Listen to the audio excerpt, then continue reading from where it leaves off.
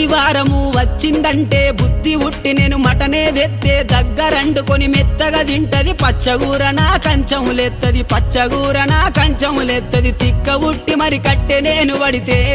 నా ముత్తుల పెళ్ళము తల్లిగారి బాట పడతదమ్మా నా రంకుల పెళ్ళము వద్దంటే వినవే ఓయమ్మా నా ముత్తుల పెళ్ళమా మంకు పడితే మానవే ఓయమ్మా నా రంకుల పెళ్ళమా